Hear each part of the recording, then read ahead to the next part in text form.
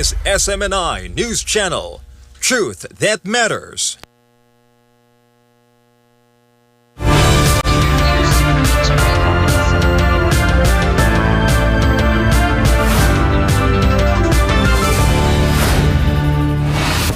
In the headlines, we begin with a critical update from the United Nations as the Middle East teeters on the brink. The UN nuclear watchdog says it has found no systematic Iranian push to build a bomb. This report comes amid rising tensions and recent military strikes. While monitors report on Tehran, Israel's prime minister is defending the offensive. Benjamin Netanyahu called the joint U.S.-Israeli campaign a move to stop an existential threat. Speaking at a rocket strike site, he condemned attacks he said targeted his office.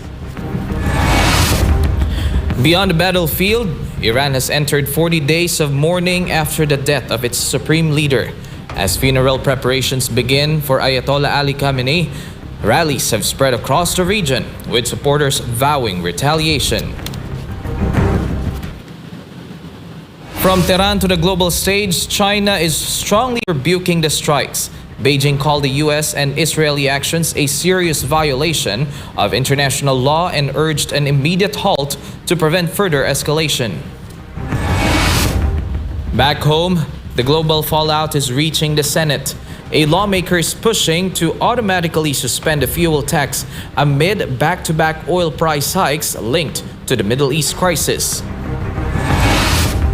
Meanwhile, the Defense Department is downplaying fears of Philippine involvement. Secretary Gilberto Chodoro Jr. rejected claims the country could be drawn into the conflict, calling such comparisons a false premise. And finally, an undefeated boxing legend is set for another showcase. Floyd Mayweather will face Mike Zambides in June ahead of a planned rematch with Manny Pacquiao. I'm Carlo de la Peña. Newsline World starts now.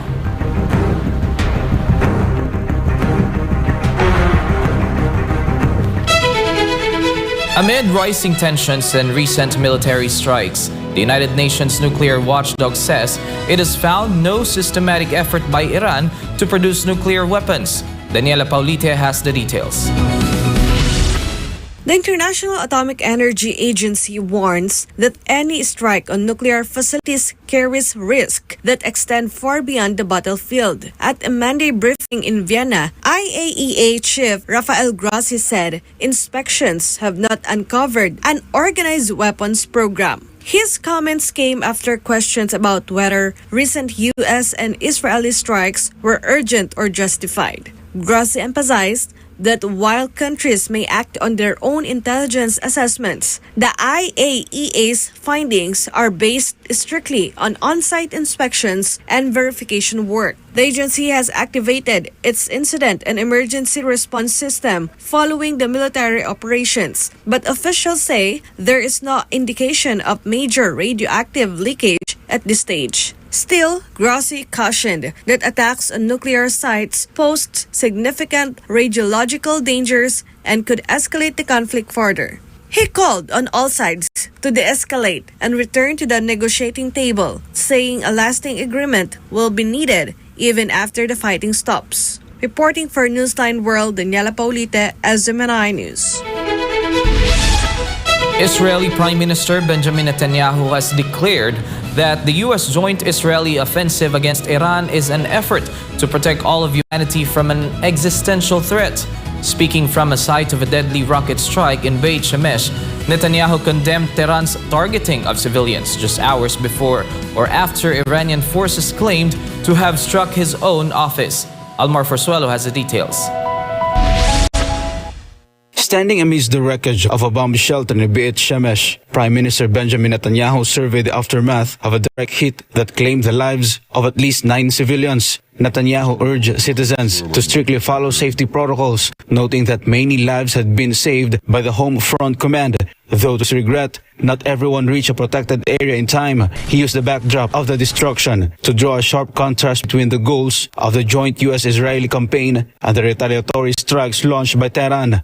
The tyrants of Tehran target civilians.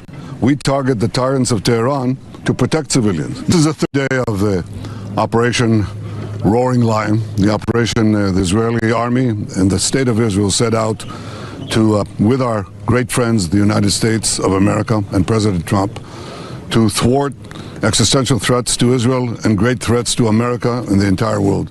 While Netanyahu spoke in Beit Shemesh, military officials in Tehran claimed they were narrowing their focus to the Israeli leadership. A spokesperson for Iran's Qatam al-Anbiya central headquarters announced that a 10th wave of Kebar missiles successfully struck the Prime Minister's office and headquarters the Israeli Air Force commander. دفتر نخست وزیر جنایتکار رژیم صهیونیستی و مکان استقرار فرمانده نیروی هوایی ارتش این رژیم در حملات هدفمند و غافلگیرانه موشک‌های خیبر در موج دهم مورد حمله و ضربه سخت نیروهای مسلح جمهوری اسلامی ایران قرار گرفتند.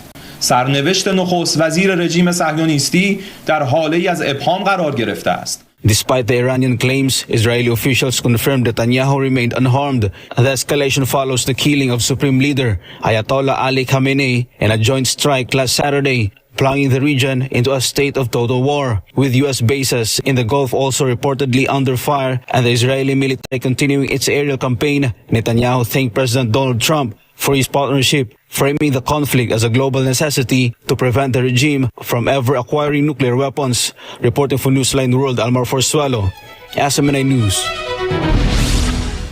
Iran has entered 40 days of national mourning following the death of Supreme Leader Ayatollah Ali Khamenei in a joint U.S.-Israeli airstrike.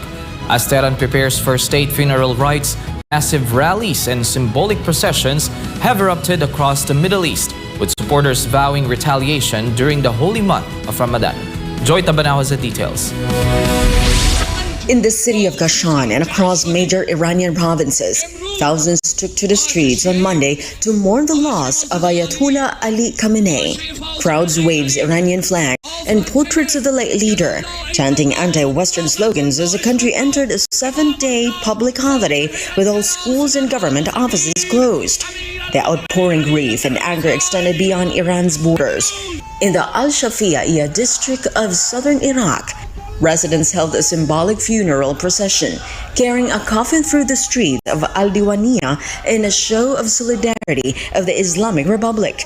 Khamenei, who had held ultimate authority over Iran since 1989, was killed Saturday in what Washington and Tel Aviv described as a coordinated strike to dismantle the regime's missile capabilities. Local Iraqis described the killing as the painful tragedy, echoing the sentiments of the Islamic Revolutionary Guard Corps, which has already launched retaliatory drone and missile attacks against Israeli cities and U.S. military installations across the Gulf. هذه الفاجعة الأليمة استشهاد السيد علي خامنئي قدس الله سره الشريف، واحنا من قضاء أهل الشافعية سادتها مشايخها سادتها خرجت لهذا اليوم تعزية إلى السيد علي الخامنئي بهذا المصاب الجلل، كما قال الإمام الحسين عليه السلام: هيهات هيهات من الذلة. فالإمام علي خامنئي نهج الإمام الحسين عليه السلام وتحق مع جده الإمام علي في هذا الشهر المبارك، شهر الله عز وجل، شهر رمضان. With the Middle East now in its second week of Ramadan, the timing of the escalation has added a layer of religious intensity to the conflict. Similar memorial marches have been reported in Lebanon, Pakistan, and Bangladesh as the world watches for the next move from Iran's newly formed Temporary Leadership Council. This has been Joy Tabanao, your global citizen correspondent reporting for Newsline World. China has strongly condemned the recent military strikes launched by the United States and Israel on Iran, calling them a serious violation of international law and urging all parties immediately halt military operations to prevent further escalation in the Middle East. Fatima Nauzil has the news. China described the reported attack and assassination of Iran's supreme leader as a grave violation of Iran's sovereignty and a breach of the principles of the United Nations Charter.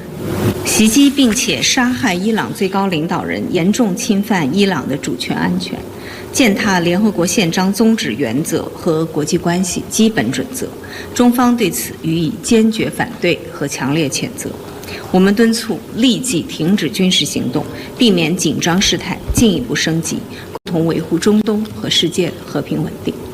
Chinese Foreign Ministry spokesperson Mao Ning also addressed Iran's subsequent strikes on military targets in Gulf Cooperation Council countries and Jordan, expressing concern over the spillover effects of the conflict. 美国和以色列未经安理会授权对伊朗发动军事打击，违反国际法。中方对战事外溢波及周边国家深表关切。中方认为，海湾各国的主权安全和领土完整也应得到充分尊重。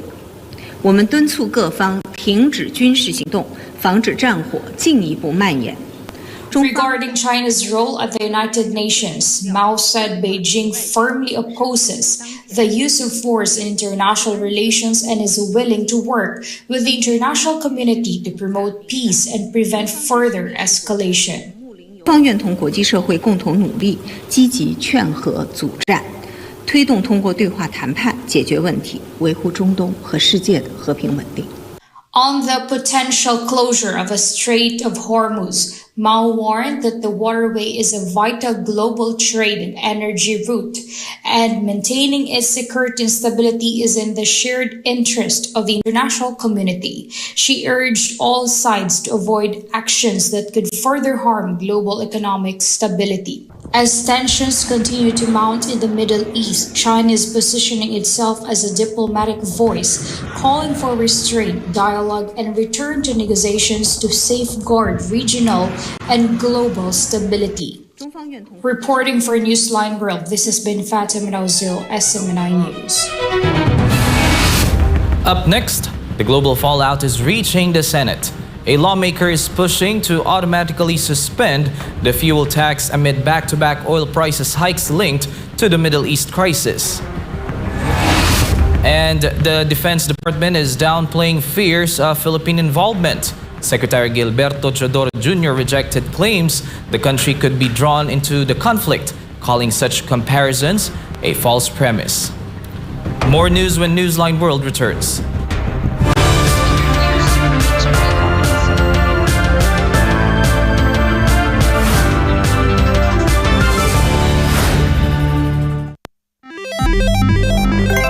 Isang pindot lang, pwede kang maka-jackpot.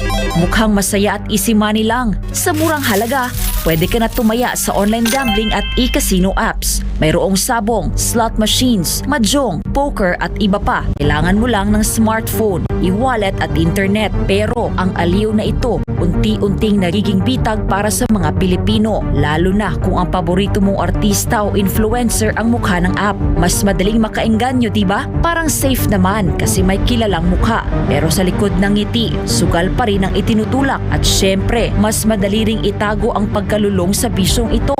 Walang pisikal na kasino o pasugalan. Walang kaharap, walang accountability. Kaya't mas lumalala ang adiksyon. Dagdag pa rito, maraming online gambling apps at walang regulasyon. Sa likod ng mga makukulay na interface at papremyo, nakatago ang problemang bumabalot ngayon sa bansa. Ang pagkalulong ng maraming Pilipino sa online gambling. Pwede maglaro kahit saan, kahit kailan, kahit sino, bata man o matanda, pwedeng malulong. Ayon sa mga eksperto, ang pagkakalulong sa online gambling ay nagdudulot ng matinding stress at anxiety, pagkakabaon sa utang, pagkawasak ng pamilya, pagkawala ng tiwala sa sarili. At tulad ng ibang bisyo, may mga senyales ito tulad ng hindi makapagpigil kahit walang pera, palihim na tumataya, pagpapabaya sa trabaho, pamilya o sarili. Sa bawat taya, may mga taong tunay na kumikita, mga malalaking negosyante at investors na negosyo ang bisyo ng masa. Para sa kanila, perang pumapasok lang ito. Pero para sa ordinaryong Pilipino, kabuhayan at relasyon ang nauubos. At ang masakit, tila matagal itong nahayaan. Hindi ito naging prioridad ng mga nakaupo sa taas hanggang sa sobrang lumala at halos naapektuhan na ang buong komunidad. Ngayon, sa dami ng nalulong at sa laki ng pinsalang naidulot, sa kapalalong umugong ang mga panukalang batas para higpitan ng online gambling, gaya ng pagbabawal sa paggamit ng e-wallets para tumaya, pagtaas ng minimum bet, mas mahigpit na identity verification, pag-block ng mga illegal na gambling sites, at bawasan o ipagbawal ang mga ads na target ang kabataan. Maaari itong magmukhang laro lang, pero sa katotohanan, isa itong sugal sa kinabukasan. Ang kita na dapat sa mga pangunahing pangangailangan o ipon na uubos sa sugal. At sa mundo ng online gambling, mas madali kang matalo kaysa manalo. Huwag hayaang sugal ang magdikta sa iyong buhay. Isang paalala mula sa SMNI.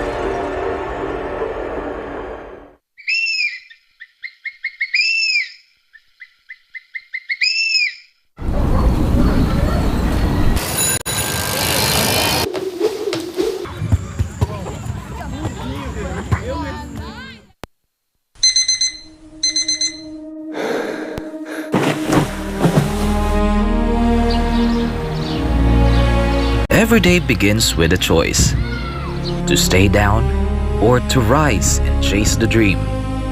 For athletes, success is not built overnight. It is shaped in silence long before the crowd arrives. When you become an athlete in any sport events like boxing, any kind of gymnastics or any kind of triathlon, ganon. You are a runner, you are a marathoner, you are a boxer, you are an Olympic athlete. There's a lot of restrictions compared to a regular person who is not involved in any kind of sports. Restrictions are not punishment. They are preparation. For the athlete is nothing. It's their lifestyle. For the regular John Doe outside looking at you, parang naawa sila eh. Yung pagkain mo, puro healthy. It needs a lot of discipline for an athlete in a competition. The same is true in the spiritual life. The way is not wide. It is not easy. It is narrow. So, Jesus Christ also mentioned that in a very vivid statement when he said, the way to life is very narrow and very strict and very small. 89 kilograms, please.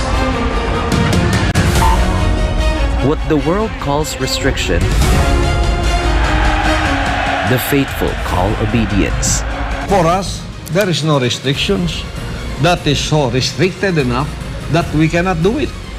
And when it becomes our lifestyle, it's nothing. It's regular for us.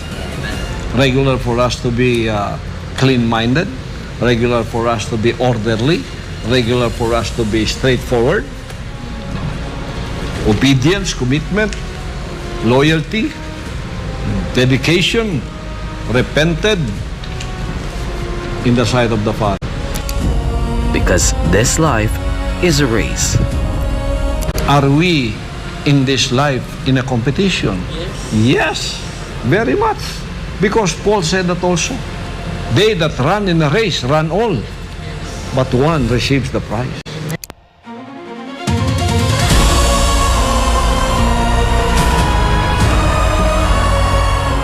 Not everyone who runs wins. Only those who endure. In order for you to be in a race, you have to be disciplined. So the kingdom nation's citizenship is a disciplined citizenship. Run the race. Choose the narrow way. Live the disciplined life. Because the prize is eternal.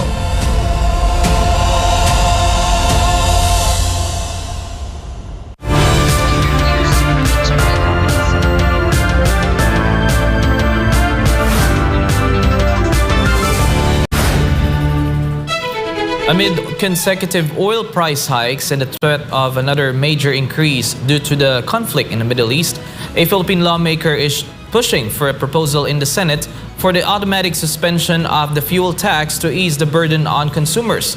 Kai Villan reports. Senate Deputy Majority Leader J.V. Ejercito is calling for the immediate passage of a bill that would automatically suspend excise taxes on petroleum products once global oil prices spike. This follows concerns over a possible significant oil price hike driven by tensions in the Middle East. According to Ejercito, ordinary Filipinos are the first to be affected by rising crude oil prices. Drivers, farmers, small business owners, and families who rely on daily income. Ejercito says fuel prices go up. It creates a domino effect, leading to increases in transportation fares, food prices, and other basic commodities. Under Senate Bill Number 5, the excise tax on gasoline and diesel would be automatically lifted once oil prices in the global market reach a certain level. At present, excise taxes stands at 10 peso per liter for gasoline, 6 peso for diesel, and 3 peso for kerosene under Republic Act No. 10963 on the train law. Under the law, the Department of Finance may only recommend the suspension of the scheduled increase in excise tax but not the removal of the tax itself. That is why Ejercito says Congress needs to act. Although fuel subsidies are allocated for public utility vehicle drivers and operators, as well as farmers and fisherfolk, the senators stressed that subsidies alone may not be enough to shield the public from continuous oil price increases. Reporting for Newsline World, Kay Villan, SMNA News. Defense Secretary Gilberto Chodoro Jr. is brushing off fears that the Philippines could be drawn into the escalating conflict in the Middle East, labeling such comparisons a false premise. In an ambush interview on Tuesday, Teodoro clarified that the country's bilateral and multilateral alliances are strictly for defensive and deterrent purposes, meant to strengthen the nation's security posture rather than invite conflict. The Department of National Defense or DND chief emphasized that these partnerships are long overdue measures to ensure regional stability. Hindi natin maihahambing ang sitwasyon sa Middle East dito sa Pilipinas. Sa ngayon, ulitin ko ang sinabi ng Armed Forces, walang direct threat sa seguridad na Republika ng Pilipinas na military sense itong nangyayari sa Middle East sa ngayon.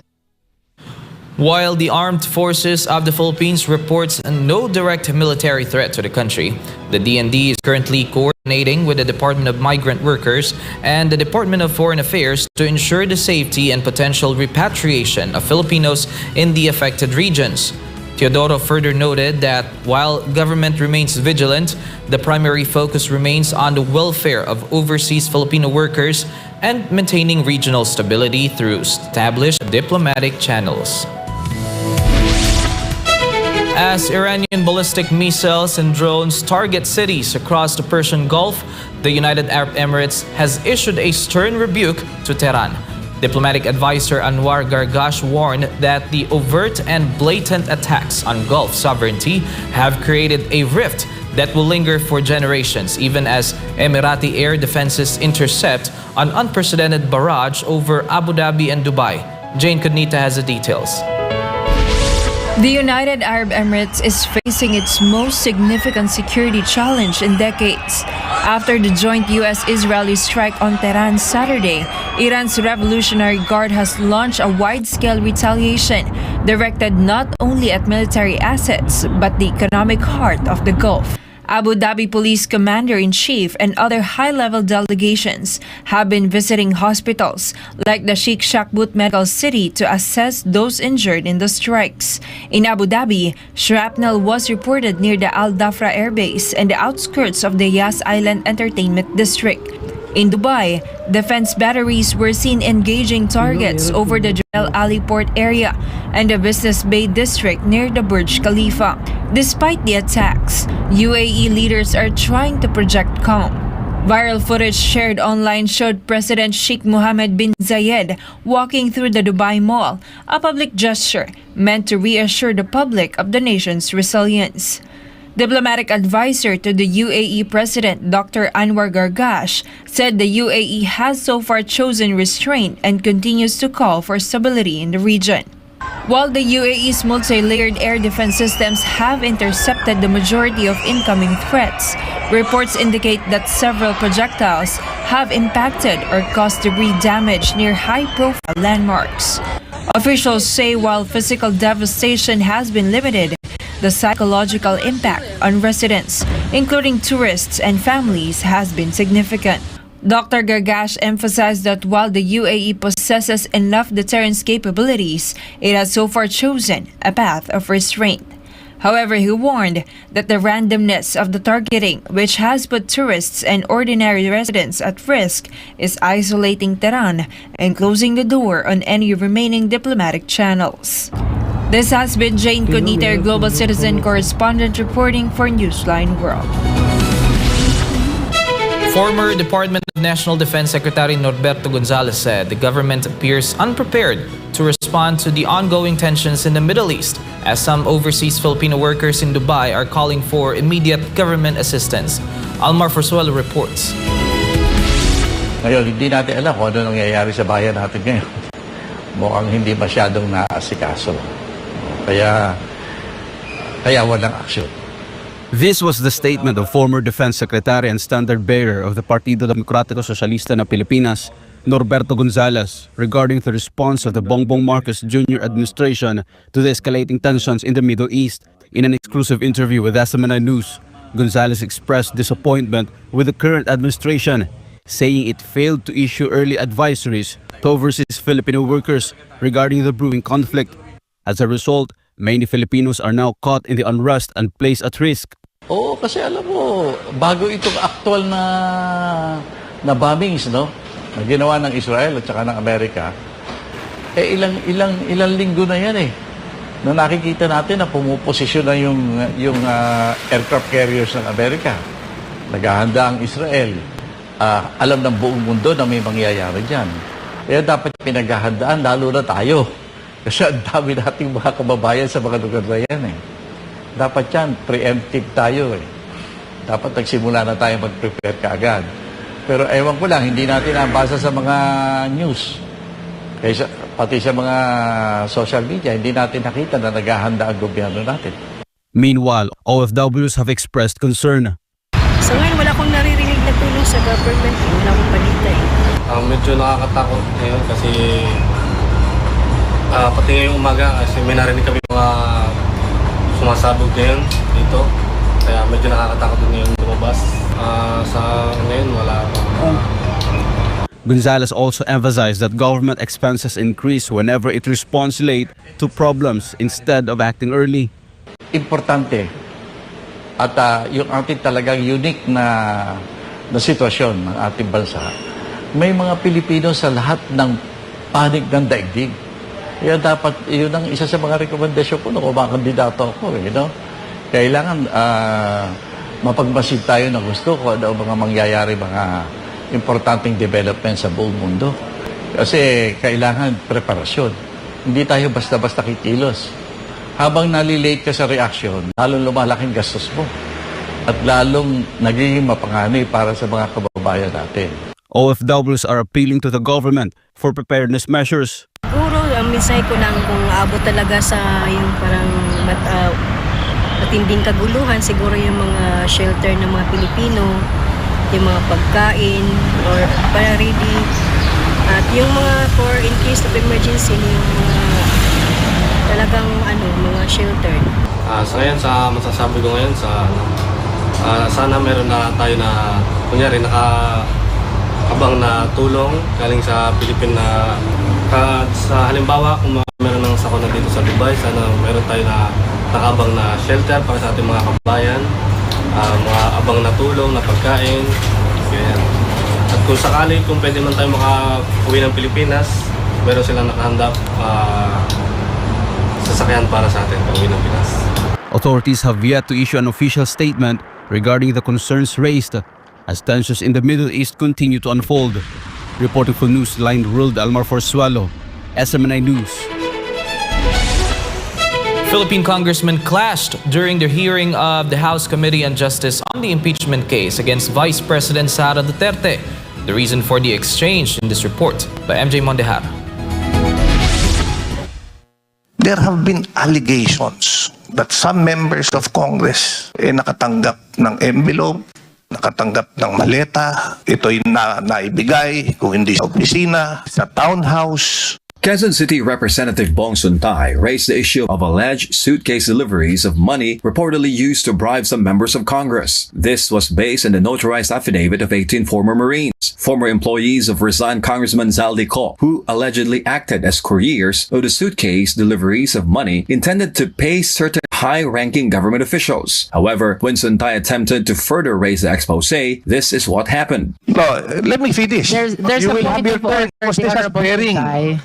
This is not an allusion to prejudge the veracity of the allegation. Honorable Suntay, there is a point of order. This is also a point of order. The highest hierarchy among all the motions.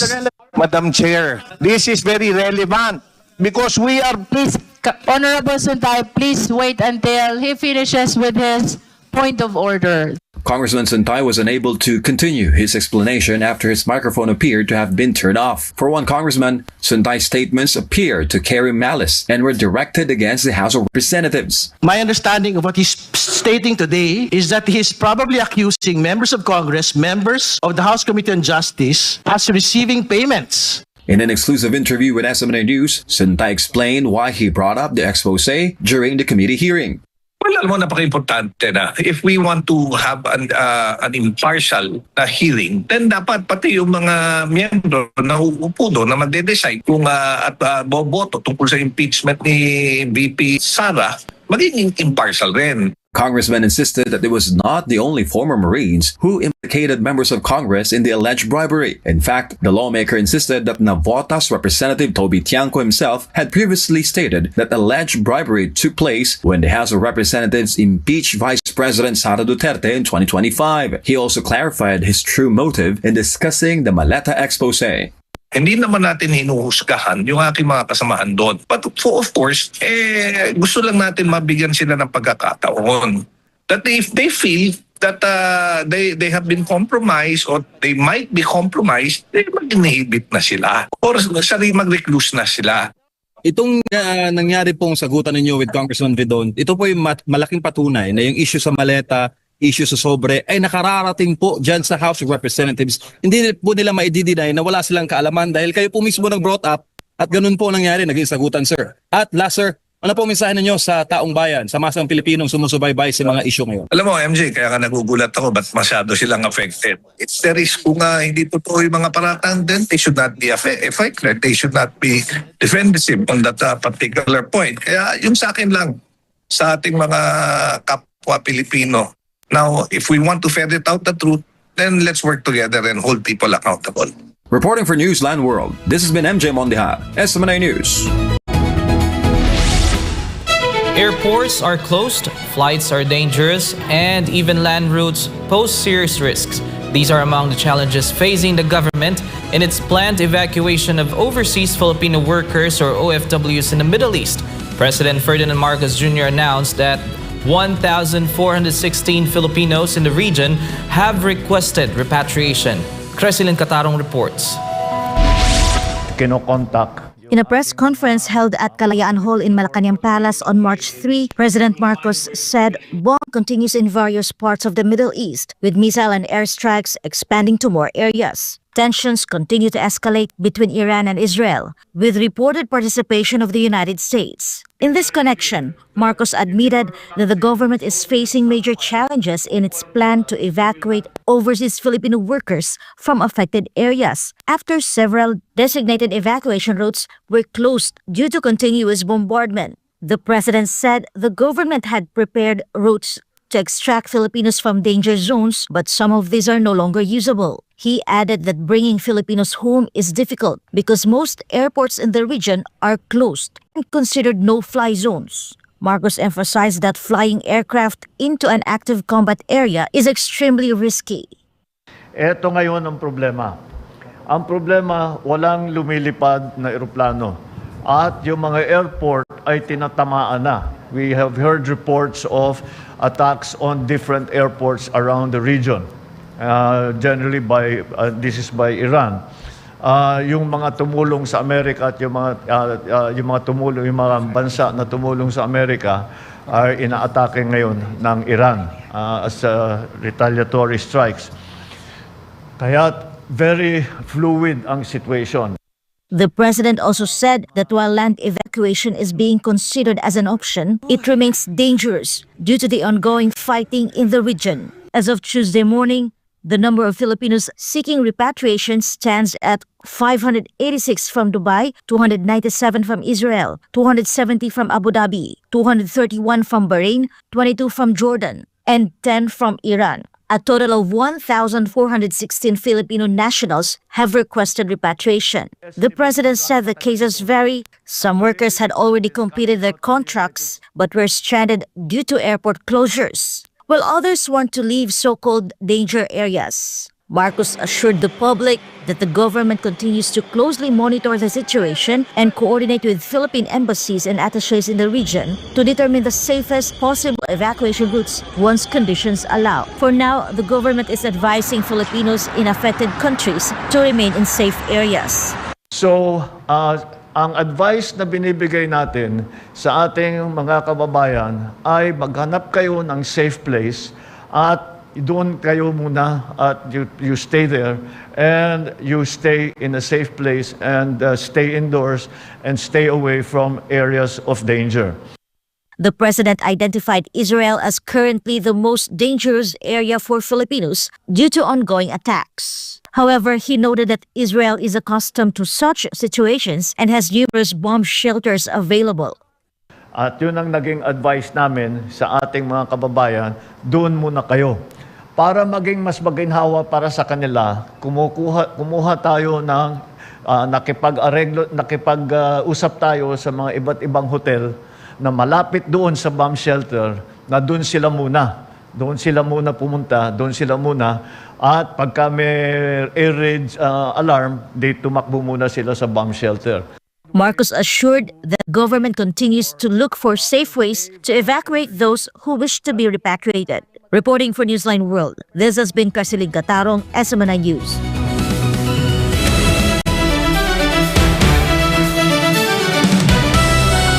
Milwaukee Bucks star Giannis Antetokounmpo is listed as questionable for Monday's game against the Boston Celtics as he nears a return from a right calf strain. Meanwhile, Floyd Mayweather will face Greek kickboxer Mike Zambidis in an exhibition bout of this June as part of his build-up to a high-profile rematch with Manny Pacquiao. Here are the updates. With the Bucks fighting to break into the Eastern Conference play-in picture, the possible return of Giannis Antetokounmpo could provide a crucial late-season boost. The two-time MVP has not played since January 23 when he strained his right calf in a 102-100 loss to the Denver Nuggets. The same injury also sidelined him for 3 weeks in December. Antetokounmpo has missed a career-high 29 games this season, 23 of them due to calf strains. Milwaukee holds a 15-15 record with him in the lineup and an 11-18 mark without him. Despite his absence, the Bucks managed an 8-2 stretch from February 3 to 25, but have since dropped their last two games by a combined 52 points, including a 120-97 loss to the Chicago Bulls, where they were outscored 33-8 in the fourth quarter. The Bucks currently sit 11th in the Eastern Conference standings, 3 games behind 10th place Charlotte. Teams finishing 7th through 10th advance to the play-in tournament to compete for the final 2 playoff spots. Milwaukee is aiming to secure its 10th straight postseason appearance. Before the injury, Antetokounmpo was averaging 28 points, 10 rebounds, and 5.6 assists per game. He was selected to his 10th consecutive All-Star game this season, but was unable to participate because of the calf issue. Meanwhile, as he prepares for his long-awaited rematch with Manny Pacquiao in September, Mayweather has scheduled a tune-up exhibition fight in Athens, Greece. The 49-year-old former 5-weight world champion will take on 45-year-old kickboxing veteran Mike Zambidis, who owns a 157-24 record with 87 knockouts. Zambidis last fought officially in 2015. Mayweather recently announced he would come out of retirement for a 4th time. His last professional boxing match was in 2017 when he stopped MMA star Conor McGregor in the 10th round. The exhibition comes ahead of Mayweather's rematch with Pacquiao on September 19 at the Sphere in Las Vegas. The bout, sequel to their 2015 Fight of the Century, will be streamed live on Netflix.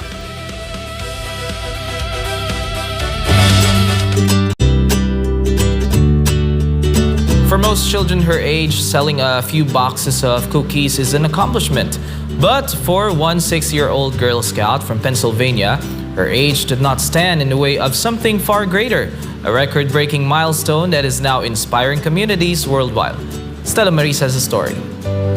6-year-old Kim Neal of Pittsburgh has sold more than 100,000 boxes of Girl Scout cookies in a single season, drawing national attention for her remarkable achievement. She began selling at the start of the annual cookie season in January, joining fellow members of the Girl Scouts of the USA in their yearly fundraising campaign. According to reports from reputable US media outlets, Pim started selling cookies the traditional way, going door to door with her father, speaking with neighbors, and reaching out to members of their community. Her sales increased even further after a video of her enthusiastic cookie pitch circulated widely on social media, helping her reach customers beyond her immediate area. In recognition of her extraordinary accomplishment, Corey O'Connor, mayor of Pittsburgh, proclaimed a special day in honor of Pim Neal.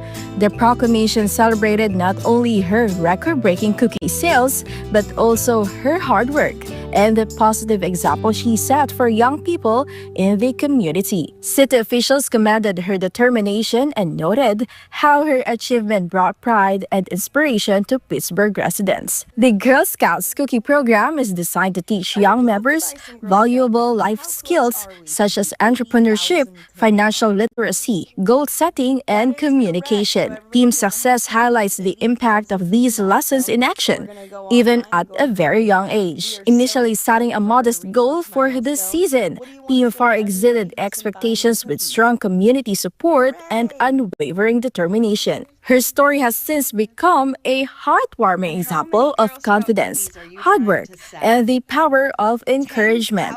This has been Stella Maris, your citizen correspondent, reporting for Newsline World.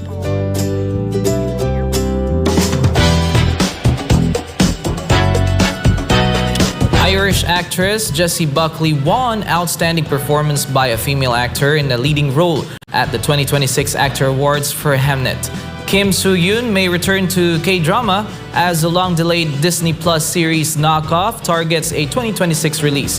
Harrison Ford received the Life Achievement Award, delivering an emotional speech at the Los Angeles ceremony.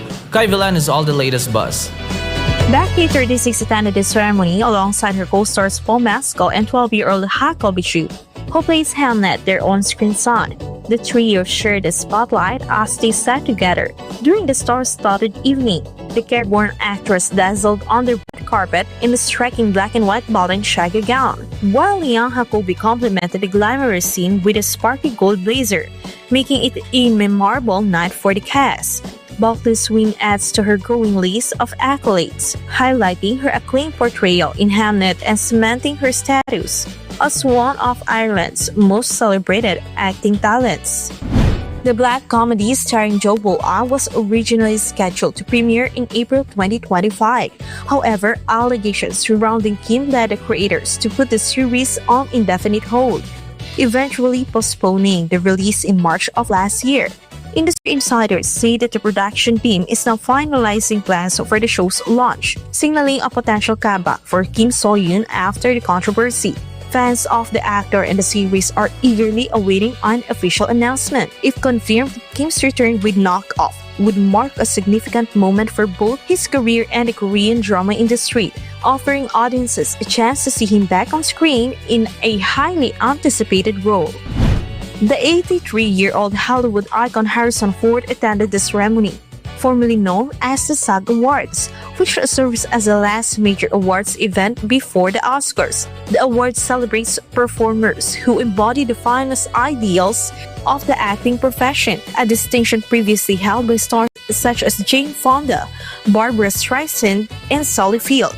Peers and fans praised Ford's remarkable career, spanning decades, highlighting his unforgettable roles and his influence on generations of actors. The emotional moment underscored the significance of the accolade and Ford's enduring legacy in the film industry.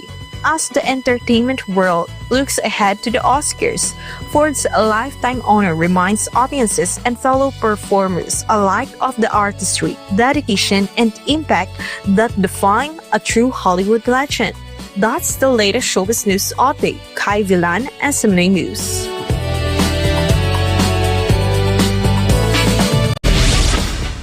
And before we end, may you be inspired with the words of the sun.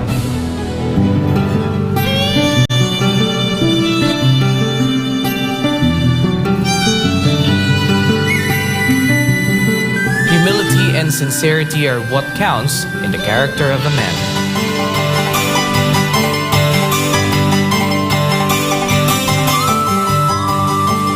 And that's all for today's edition of Newsline World. For God and my beloved country, the Philippines, I'm Carlo de la Peña.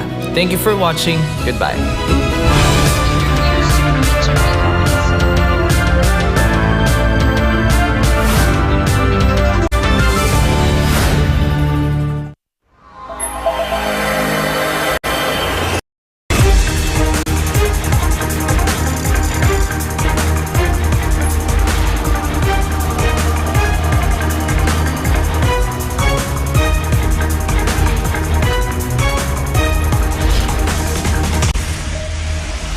This is SMNI News Channel. Truth that matters.